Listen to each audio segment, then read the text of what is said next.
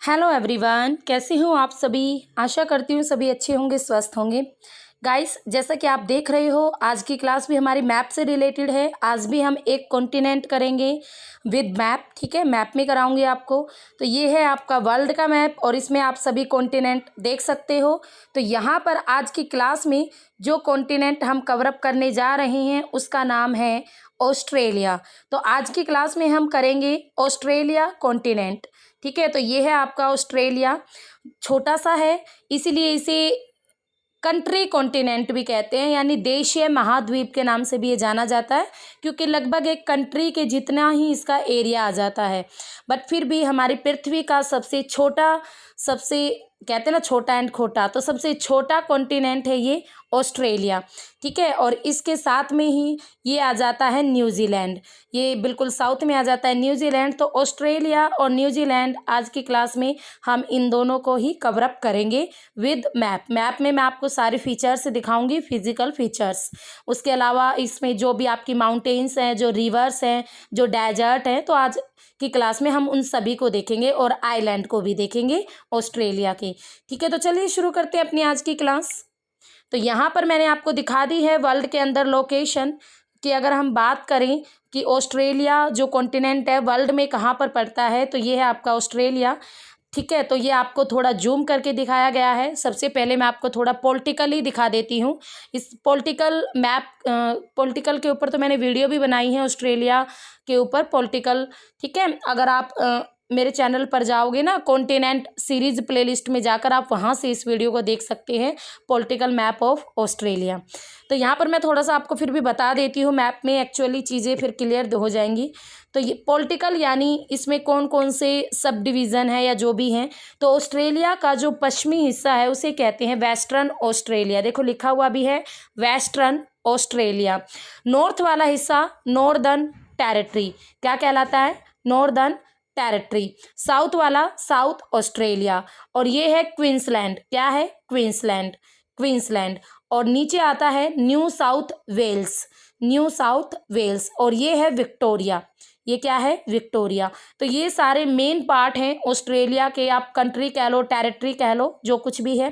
ठीक है, तो ये सारे के सारे आपको पता होने चाहिए, क्योंकि कई बार इन्हीं को ही क्लॉकवाइज और एंटी क्लॉकवाइज पीजीटी और नेट लेवल में एग्जामिनर इस तरीके के क्वेश्चन डाल देता है। तो आपको पता होनी चाहिए वेस्टर्न ऑस्ट्रेलिया कहाँ है, नॉर्दर्न कहाँ है, साउथर्न कहाँ है, क्वींसलैंड कहाँ है, न्यू साउथ वेल्स कहाँ है और विक्टोरिया कहाँ है। तो ये मेन है। इसके साथ साथ ऑस्ट्रेलिया का एक मेन आइलैंड भी है जिसका नाम है तस्मानिया। तस्मानिया द्वीप ऑस्ट्रेलिया का आइलैंड है, टेरिटरी है, जो कुछ भी है। ठीक है, तो ये भी आपको पता होना चाहिए। अब मैं आपको थोड़ी मेन कंट्रीज बता देती हूँ ऑस्ट्रेलिया की। तो यहाँ पर आपको लिखा हुआ भी दिख रहा है डार्विन, ये है डार्विन। नॉर्दर्न टेरिटरी में आती है डार्विन कंट्री। ठीक है, डार्विन आप जगह का या मेन सिटी कह सकते हो आप, एक्चुअली सिटी। ठीक है, तो कंट्री तो होगी नहीं, सिटी। ठीक है, तो ये है सिटी, डार्विन सिटी। ठीक है, और ये किस में आती है? आपके नॉर्दर्न टेरिटरी में आएगी डार्विन सिटी। तो या ये कह सकते हो नॉर्दर्न टेरिटरी की मेन जो सिटी है वो है डार्विन। क्वींसलैंड की मेन सिटी एक तो कोक टाउन आ जाती है और दूसरी आ जाती है इसमें, हाँ ये डाली हुई है, एक मिनट यहाँ पर। एक तो आपको कोक टाउन के बारे में पता होना चाहिए, यहाँ पर पड़ती है कोक टाउन क्वींसलैंड में। और एक आती है ब्रिस्बेन, ब्रिस्बेन ये मोस्ट इंपॉर्टेंट है, दोनों कंट्रीज, ब्रिस्बेन, कोक टाउन। ठीक है, दोनों आपको पता होनी चाहिए। न्यू साउथ वेल्स की बात करें तो यहाँ पर आपकी मेन आती है सिडनी। सिडनी जो कि एक इम्पोर्टेंट पोर्ट भी है, एक बंदरगाह भी है ऑस्ट्रेलिया की। और जो ये सिडनी है, सिडनी यहाँ से ऊन का निर्यात काफ़ी किया जाता है ऑस्ट्रेलिया के अंदर। और ये है कैनबरा, कैनबरा भी भाई आपकी न्यू साउथ वेल्स में पड़ती है। और ये जो कैनबरा है ऑस्ट्रेलिया की कैपिटल भी है, ये भी आप याद रखोगे, कैपिटल ऑफ ऑस्ट्रेलिया किस जगह में? न्यू साउथ वेल्स में। नेक्स्ट आती है विक्टोरिया। विक्टोरिया में पड़ती है मेन जो सिटी मेलबर्न। मेलबर्न आपने नाम भी सुना होगा, फेमस है मेलबर्न। ठीक है, मेलबर्न सिटी ये किस में पड़ेगी? आपकी विक्टोरिया में। नेक्स्ट आती है साउथ ऑस्ट्रेलिया। साउथ ऑस्ट्रेलिया की बात करें तो इसकी आती है एडिलेड। कौन सी सिटी आती है? Adelaide, Adelaide city, Adelaide city. तो इसको भी आप याद रखोगे। साउथ ऑस्ट्रेलिया की कौन सी आएगी मेन? Adelaide city. नेक्स्ट आती है वेस्टर्न ऑस्ट्रेलिया। वेस्टर्न ऑस्ट्रेलिया की मेन सिटी आती है Perth. Main city of western Australia क्या नाम है? पर्थ। ठीक है, तो ये आपको मेन सिटी है कुछ ऑस्ट्रेलिया की जो आपको पता होनी चाहिए, याद होनी चाहिए, एग्जाम के पॉइंट ऑफ व्यू से मोस्ट इम्पोर्टेंट है। अब उसके बाद यहाँ पर देखो, ये आपको कुछ ग्रीन कलर का दिख रहा है इतना हिस्सा, ये है पपुआ न्यू गिनी, और ये इधर भी पपुआ न्यू गिनी ही है। ये पपुआ न्यू गिनी का ईस्ट पार्ट, ये west part. Papua New Guinea का जो ईस्ट वाला पार्ट है वो आता है ऑस्ट्रेलिया कॉन्टिनेंट के अंदर, और वेस्ट वाला पार्ट आ जाता है इंडोनेशिया के पास। ठीक है, इंडोनेशिया में। तो इस बात को भी आप ध्यान रखोगे, पपुआ न्यू गिनी का ईस्ट वाला पार्ट आएगा ऑस्ट्रेलिया में। यहाँ पर ये काफ़ी छोटे छोटे आपके आइलैंड आ जाते हैं। ऑस्ट्रेलिया में बहुत सारे हैं जो कि ऑस्ट्रेलिया कॉन्टिनेंट में शामिल किए जाते हैं। तो थोड़े थोड़े मैं आपको बता देती हूँ कौन कौन से आइलैंड हैं जो कि हमारे एग्जाम के पॉइंट ऑफ व्यू से भी मोस्ट इम्पोर्टेंट है। ठीक है, एक आता है आपका मार्शल आइलैंड, किरिबाती। वैसे तो मैंने आपको पॉलिटिकल मैप ऑफ ऑस्ट्रेलिया में बहुत अच्छी तरीके से मेलानेशिया, माइक्रोनेशिया, पोलिनेशिया, आप उस वीडियो को ज़रूर देखना कॉन्टिनेंट सीरीज प्लेलिस्ट में जाकर, वहाँ से आपको सारी चीज़ें समझ में आ जाएगी। This is a Nauru, Kiribati, Nauru, और रुको 1 मिनट, नोरू, ये है किरिबाती, ये है नोरू, ये है माइक्रोनेशिया। ये इंपॉर्टेंट मैं आपको बता रही हूँ जो आपको पता होनी चाहिए। Solomon, Vanuatu, New Caledonia. ये न्यू कैलेडोनिया तो एक्चुअली उसमें आता है, ये आपका जीलैंडिया का पार्ट है। न्यू कैलेडोनिया ये जीलैंडिया का पार्ट है। जीलैंडिया जिसमें पूरा का पूरा न्यूजीलैंड और न्यू कैलेडोनिया को शामिल किया जाता है। और जीलैंडिया आप ये कह सकते हो हमारी पृथ्वी का 8वां कॉन्टिनेंट हो सकता है। रिसर्च जारी है उसके ऊपर, उसके बारे में भी मैंने आपको पूरा डिटेल से बता दिया है। इसके अलावा भी और भी आपके पढ़ते हैं, ये है फिजी,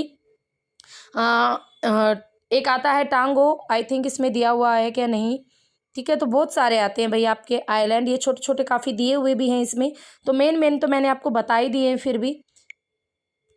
ठीक है, यहाँ पर भी नहीं है एक्चुअली। तो यहाँ पर अगर हम बात करें ऑस्ट्रेलिया के अंदर आगे चले तो ऑस्ट्रेलिया आगे देखते हैं। समुद्र जो ऑस्ट्रेलिया है वो किन किन सागरों के द्वारा कवरअप है, तो आप देख लो ये ईस्ट वाला पार्ट, ऑस्ट्रेलिया का जो ये ईस्ट वाला पार्ट है यहाँ पर आता है पैसिफिक ओशियन यानी प्रशांत महासागर, हमारी पृथ्वी का सबसे बड़ा महासागर। साउथ में पड़ता है साउथर्न ओशियन, ऑस्ट्रेलिया के साउथ में साउथर्न ऑस्ट्रेलिया। और इस वेस्ट की बात करें तो ऑस्ट्रेलिया के वेस्ट में कौन सा महासागर पड़ता है? हिंद महासागर, आपका एंडीज महासागर। ठीक है, हिंद महासागर जिसे हम कहते हैं ये पड़ता है ऑस्ट्रेलिया के वेस्ट में। ठीक है, तो इतनी बात आपको समझ में आ गई। और ऑस्ट्रेलिया के उत्तर में कॉन्टिनेंट की बात करें तो आपका एशिया कॉन्टिनेंट ही पड़ते हैं, उसके आइलैंड पड़ते हैं इंडोनेशिया, जावा, सुमात्रा वगैरह। तो ये उत्तर में कॉन्टिनेंट की बात करें तो एशिया पड़ेगा। इतनी बात समझ में आ गई कौन कौन सा महासागर पड़ते हैं। अब आगे देखो, अब हम कर रहे हैं ऑस्ट्रेलिया के गल्फ इंपॉर्टेंट गल्फ पढ़ेंगे जो कि एग्जाम के पॉइंट ऑफ व्यू से भी इंपॉर्टेंट है। तो यहाँ पर आती है गल्फ ऑफ कारपेंटेरिया, देखो लिखा हुआ भी है गल्फ ऑफ कारपेंटेरिया, याद रखना इसको, गल्फ ऑफ कारपेंटेरिया। एक गल्फ ये आ गई। यहाँ पर आती है एक और गल्फ ऑफ जोसेफ बोनपार्टे। ये ऐसे ही नाम होते हैं इनके थोड़े अजीब से। ठीक है, तो पजल मत होना। देखो मैं आपको पूरा जूम करके दिखा रही हूँ। ये है gulf of Joseph Bonaparte, gulf of Joseph Bonaparte. समझ में आ गया। नेक्स्ट आती हैं साउथ में गल्फ ऑफ स्पेंसर, ऑस्ट्रेलिया के साउथ में पड़ती है, ये रही बिल्कुल पतली सी गल्फ ऑफ स्पेंसर। ठीक है, गल्फ ऑफ स्पेंसर ये भी इंपॉर्टेंट है। इसके साथ साथ एक और गल्फ पड़ती है gulf of Papua New Guinea जो आइलैंड है इसके पास है गल्फ ऑफ पपुआ। ठीक है, गल्फ ऑफ पपुआ यहाँ पर हमने पढ़ी गल्फ ऑफ कारपेंटेरिया विक्टोरिया, साउथ में पड़ी गल्फ ऑफ स्पेंसर, और हमने यहाँ पर पड़ी गल्फ ऑफ जोसेफ बोनपार्टे। ठीक है, ये सारी गल्फ आती हैं ऑस्ट्रेलिया के चारों ओर, जो कुछ भी आप कह सकते हो। इसके साथ साथ एक और सी यानी सागर की बात करें तो ऑस्ट्रेलिया के पास एक सागर भी आता है जो कि पपुआ न्यू गिनी और ऑस्ट्रेलिया के बीच में है, एराफ्यूरा सी। एराफ्यूरा सी, एराफ्यूरा सी, ये पड़ता है आपका पपुआ न्यू गिनी आइलैंड और ऑस्ट्रेलिया आइलैंड के बीच में, एराफ्यूरा सी। उसके बाद मैंने आपको बताया था तस्मानिया आइलैंड भी है ऑस्ट्रेलिया का। ठीक है, हमने अभी अभी देखा था। और जो ये तस्मानिया आइलैंड है, इन ऑस्ट्रेलिया और तस्मानिया आइलैंड के बीच एक स्ट्रेट भी है, एक जल संधि भी है जिसका नाम है बास स्ट्रेट। बास स्ट्रेट, याद रखना, बास स्ट्रेट, ये लिखा हुआ भी है बास स्ट्रेट, इसको भी याद रखना, तस्मानिया प्लस ऑस्ट्रेलिया, बास स्ट्रेट। इतनी बात समझ में आ गई। अब आगे देखते हैं, हमने सागर पढ़ लिए, महासागर पढ़ लिए, गल्फ पढ़ ली है। अब इसमें ऑस्ट्रेलिया के अंदर फिजिकल मैप पर चलते हैं हम, ऑस्ट्रेलिया का फिजिकल मैप। तो सबसे पहले माउंटेन देख लेते हैं ऑस्ट्रेलिया की। तो ऑस्ट्रेलिया में अगर हम माउंटेन को देखो तो ऑस्ट्रेलिया का जो सबसे प्रमुख पर्वत है वो है ग्रेट डिवाइनिंग रेंज। ये रहा, पूरा ऐसे है, ऑस्ट्रेलिया के ईस्ट में पूर्व दिशा में है, बिल्कुल किनारे के साथ साथ ग्रेट डिवाइनिंग रेंज नाम है इसका। क्या है? ग्रेट डिवाइनिंग रेंज, याद रखना। ग्रेट डिवाइनिंग रेंज ऑस्ट्रेलिया का प्रमुख नवीन, मोड़दार और नया पर्वत है, ग्रेट डिवाइनिंग रेंज। और इसके हाईएस्ट पिक है कोस्यूसिको। कोस्यूसको इसकी हाईएस्ट पिक है, ये लिखा हुआ भी है यहाँ पे, कोस्यूसको इसकी हाईएस्ट पिक है, 2230 मीटर इसकी हाइट है। ठीक है, तो कोस्यूसको, कोस्यूसको याद, नाम याद रखना। ग्रेट डिवाइनिंग रेंज का प्रमुख जो पर्वत चोटी है सबसे ऊंची, कोस्यूसको। उसके साथ साथ इस ग्रेट डिवाइनिंग रेंज के अलग अलग एरियाज में अलग अलग नाम भी पड़ते हैं। तो थोड़ा मैं आपको बिल्कुल जूम करके दिखा रही हूँ। तो यहाँ पर देखो, यहाँ पर बिल्कुल ऑस्ट्रेलिया के साउथ में ग्रेट डिवाइनिंग रेंज का कुछ पार्ट स्नोवी माउंटेन के नाम से जाना जाता है, स्नोवी माउंटेन। और दक्षिण पूर्व की ओर बात करें तो यहाँ पर ये नाम जाना जाता है न्यू इंग्लैंड रेंज के नाम से। किस नाम से? न्यू इंग्लैंड रेंज के नाम से जाना जाता है ग्रेट डिवाइनिंग रेंज का कुछ पार्ट। आपको ये चीज़ें याद रखनी है। जो दक्षिण पूर्वी वाला पार्ट है ग्रेट डिवाइनिंग रेंज का, न्यू इंग्लैंड रेंज के नाम से जाना जाता है। उसके अलावा भी छोटी छोटी रेंज बहुत सारी आती हैं ऑस्ट्रेलिया के अंदर। ये तो आपको प्रमुख रेंज थी जो मैंने आपको बताई है। अब इसके अलावा देखो, एक है आपकी ये जिग्योरी रेंज, जिग्योरी रेंज। उसके साथ साथ ग्रे रेंज, ग्रे रेंज। ये सारी माउंटेन है बट छोटी है, ज़्यादा इंपॉर्टेंट नहीं है। इंपॉर्टेंट आपकी ये थी जो मैंने आपको बता दी। डैनहम range, डैनहम range, grey range, वेरेज range, वेरेज range, वेरेज range, डैनहम range, grey range. ये तीनों बिल्कुल सीक्वेंस में इस तरीके से। ठीक है, यहाँ पर भी 3 रेंज है बिल्कुल सीक्वेंस में, फ्लिंडर रेंज, माउंट रिमार्केबल और माउंट लोफी रेंज। ठीक है, लोफ्टी रेंज, ये तीनों रेंज है बिल्कुल सीक्वेंस में, तीनों की तीनों। फ्लिंडर्स रेंज, माउंट रिमार्केबल और माउंट आपकी आती है लोफ्टी रेंज। ठीक है, ये तीनों रेंज। और ग्रे रेंज, वेरेज रेंज और डैनहम रेंज, ये तीनों सीक्वेंस में आती हैं। ठीक है, तो ज़्यादा नहीं, ग्रेगोरी रेंज यही पड़ती है ज़्यादा। इंपॉर्टेंट तो इसकी ग्रेट डिवाइनिंग रेंज ही है जो मैंने आपको बता दी है। ग्राम्पियंस रेंज, एक रेंज और आप पढ़नी पड़ेगी आपको, ये है ग्राम्पियंस रेंज। ग्राम्पियंस रेंज ये बिल्कुल ये कह सकते हैं ग्रेट डिवाइनिंग रेंज का जो सिरा शुरू होता है ना, तो वहाँ पर पड़ती है ग्राम्पियंस रेंज। साउथ में लास्ट सिरा कह लो चाहे शुरुआत कह लो, कौन सी रेंज पड़ेगी? ग्राम्पियंस रेंज। और नॉर्थ में पड़ती है हिल यानी पहाड़ियाँ, ब्लैंडन कर्व हिल्स, ब्लेंडर कर हिल्स। ये नाम कुछ ऐसे ही अजीब के, ठीक है, अजीब से। यहाँ पर हमें सिर्फ 3 याद रखना, ग्रे और वेरिंग और डैनहम। और यहाँ पर भी 3 है, फ्लिंडर्स, रिमार्केबल और लोफ्टी। ठीक है, समझ में आ गया। आगे अगर इस हिस्से में भी बात करें तो छोटी छोटी रेंज आती हैं, तो जो ज़्यादा इंपॉर्टेंट नहीं है, हम जो ज़्यादा ही इंपॉर्टेंट होंगी वही मैं आपके लिए बताऊँगी। ठीक है, यहाँ पर देखो, विक्टोरिया हमने एक जगह भी पढ़ी थी, विक्टोरिया रेंज भी आती है। ठीक है, विक्टोरिया रेंज बिल्कुल ऑस्ट्रेलिया के वेस्ट में पड़ती है विक्टोरिया रेंज।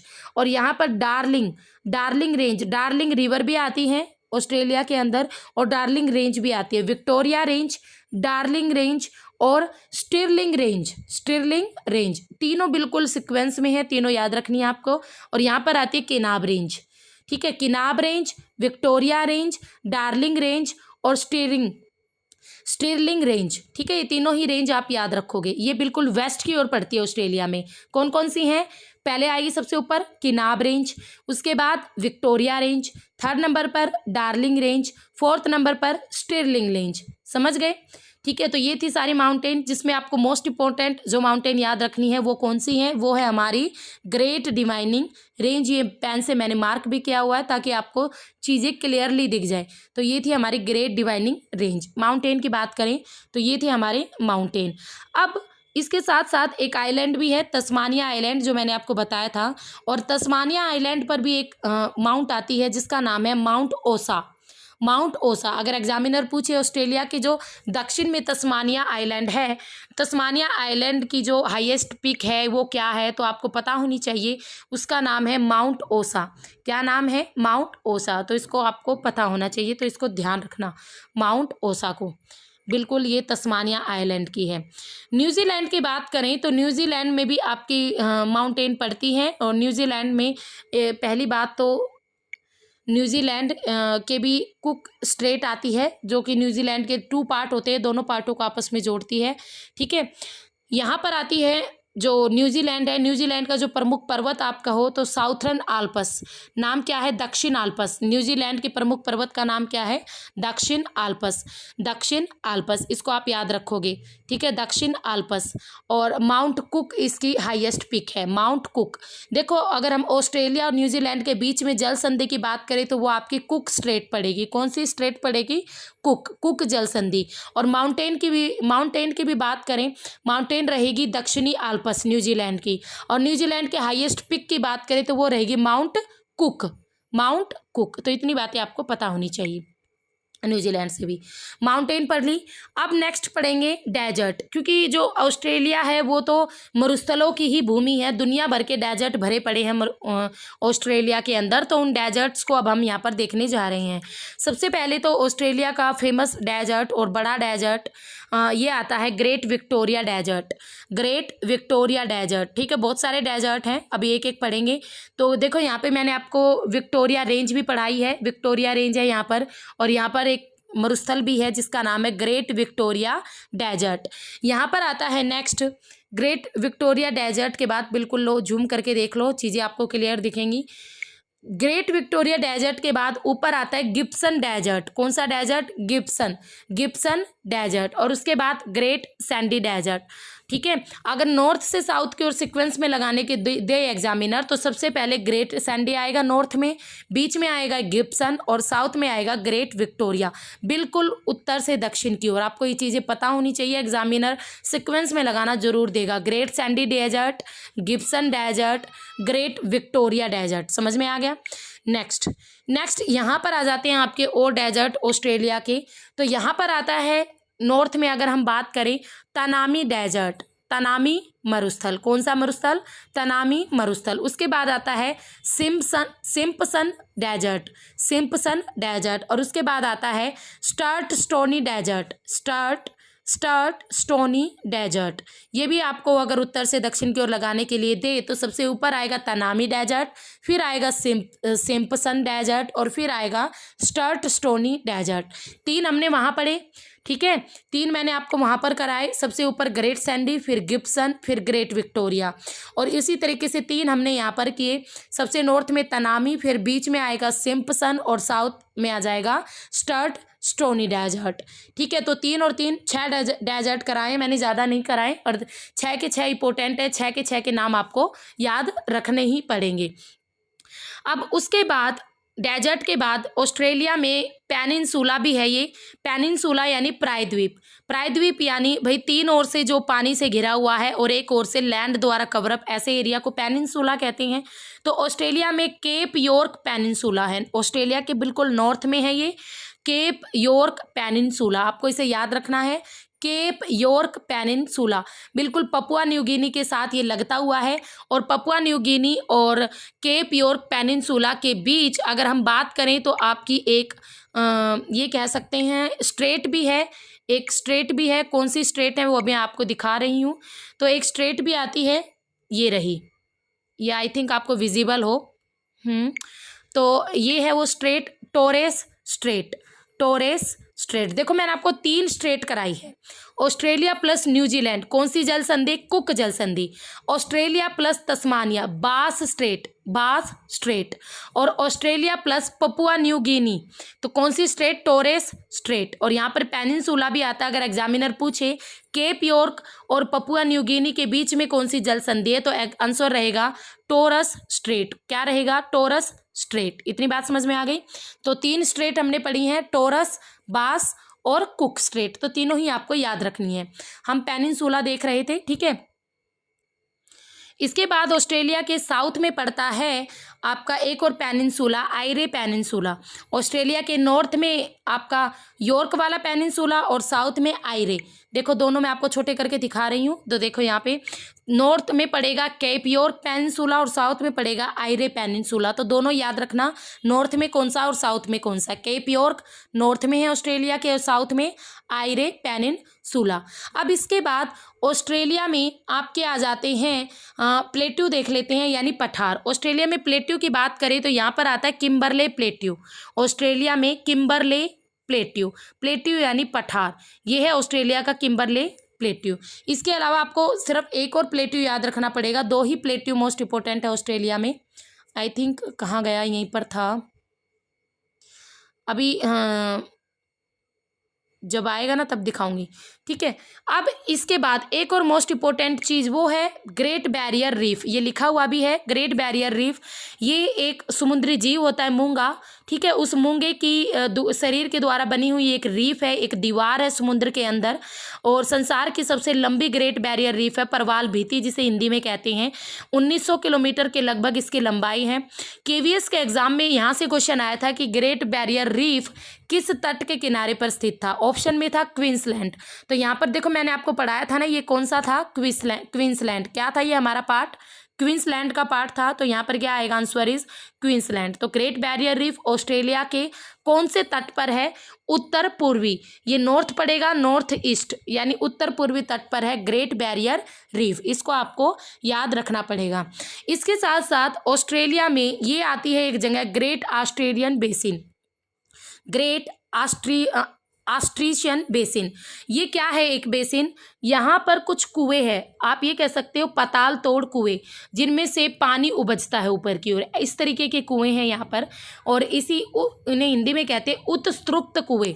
मैं लिख देती हूँ, उत्स्तृप्त कुएं, उत्स्तृप्त कुएं, पाताल तोड़ कुएं, ठीक है। Great Australian basin, Australian basin, पाताल तोड़ कुएं, ये कहाँ पर है? ऑस्ट्रेलिया में है। कुछ सेंटर थे थोड़े से साइड में पड़ते हैं ये, ठीक है। उसके साथ साथ ऑस्ट्रेलिया की बात करें तो ऑस्ट्रेलिया में आपकी रिवर्स देख लेते हैं। तो ऑस्ट्रेलिया की जो फेमस रिवर है वो है मरे डार्लिंग रिवर। देखो यहाँ से यहाँ से आपकी बर्वो रिवर आती है, वैरेगो रिवर आती है, और यहाँ से इनका नाम डार्लिंग पड़ता है और आगे चलकर ये मरे के नाम से जानी जाती हैं। और इस पूरी रिवर को कहते हैं मरे डार्लिंग। और यहाँ से इसमें कुछ और रिवर आपस में जुड़ जाती हैं।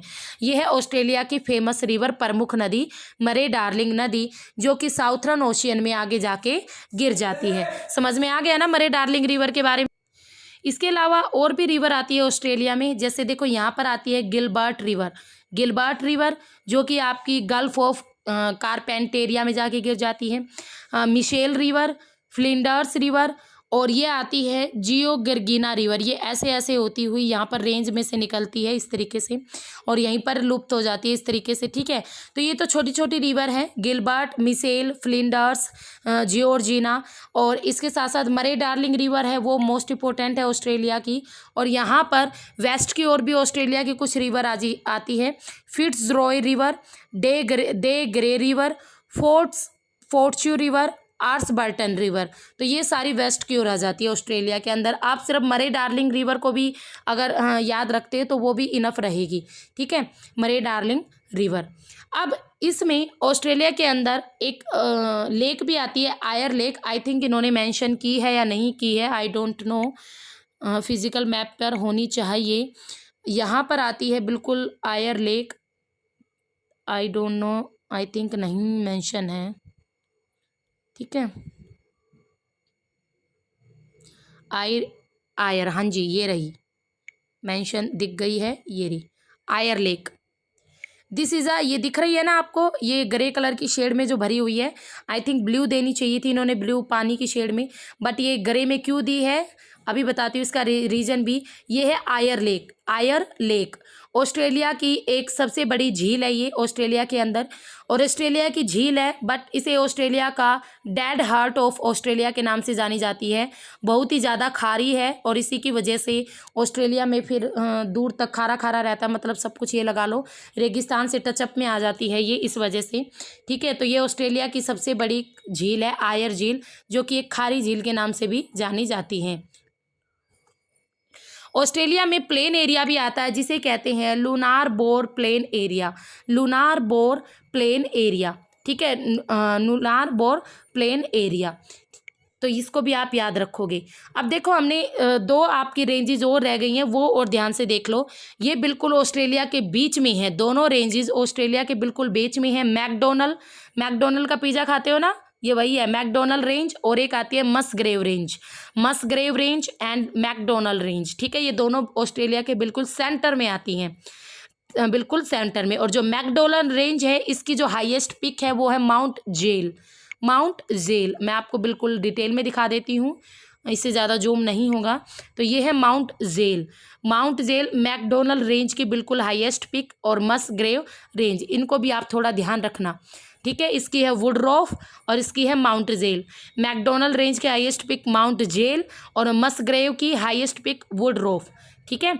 तो आपके यहाँ पर मैंने आपको टेबल करा दिए, हमने रिवर्स पढ़ ली, हमने पेनिनसुला देख लिए, उसके अलावा डेजर्ट देख लिए, लेक्स देख ली, ओशियन देख लिया, सी देख लिया, ग्रेट बैरियर रीफ देख ली, तस्मानिया आइलैंड देख लिया। हाँ जी, एक और चीज़, तस्मानिया जो आइलैंड है इसकी फेमस सिटी का क्या नाम है?